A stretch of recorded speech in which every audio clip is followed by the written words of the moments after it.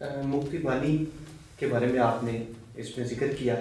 مکتی بانی تھی کیا اور یہ کیسے وجود میں ہے؟ دیکھیے، مکتی بانی بنیادی طور پہ جب 1 مارچ کو سول نافرمانی کی تحریک شروع ہوئی تو دیہاتوں میں نوجوانوں نے سنگرام پریشد کے نام سے رضاکار تنظیمیں بنا لی۔ 1 مارچ سے 15 مارچ تک اور 15 کے بعد 25 تک جس طریقے سے حالات گزرے ہیں جن پہ ابھی ہم نے ذکر کیا ہے، یہ نوجوان اب اچھی طرح سمجھ گئے تھے کہ ہمارے ساتھ جو رویہ 24 سال رہا ہے اس کے پیش نظر مغربی پاکستان کے حکمران طبقوں کا مائنڈ سیٹ تبدیل نہیں ہوا۔ جب 25 مارچ کو فوجی ایکشن شروع ہوا تو پھر یہی رضاکار تنظیم سنگرام پریشد انہوں نے ہتھیار جمع کرنے شروع کر، اور پھر جیسے میں نے ذکر کیا ہے کہ ایسٹ پاکستان رائفلز اور بنگال ریجمنٹ سے جو فوجی افسر نکال دیے گئے تھے یا ڈسارم کر دیے گئے تھے، جیسے میجر ضیاء الرحمان،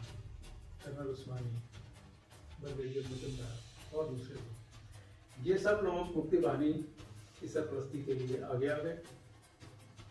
انہوں نے پھر ان کو ٹریننگ بھی دی۔ اسلحہ شروع میں ہندوستان نے نہیں دیا تھا، شروع میں یہ مقامی طور پہ اسلحہ جمع کرتے تھے اور اپنی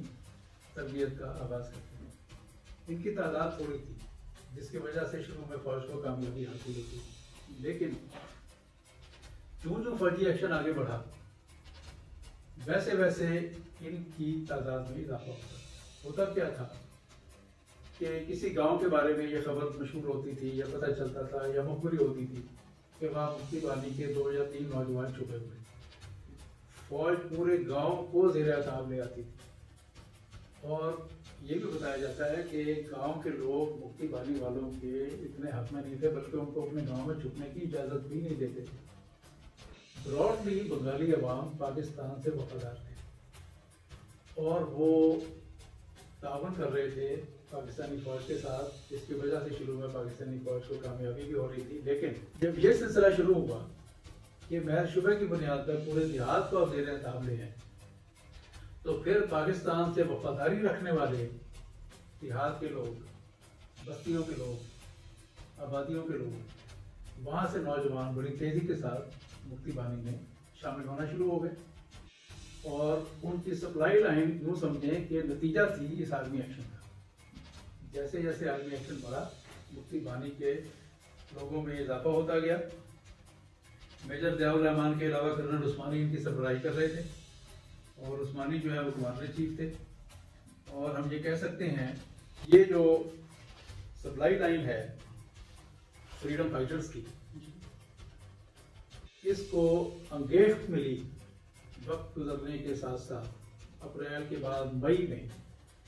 ان کی تعداد میں اتنا اضافہ ہو گیا کہ کچھ 2 لاکھ جوان ہیں جنہوں نے اپنے آپ کو ریکروٹمنٹ کے لیے پیش کر دیا تھا، اور 120 مراکز ہیں مختلف دیہی اور شہری علاقوں میں جو بن چکے تھے، اور کچھ علاقے ان کے زیر کنٹرول بھی آ چکے تھے۔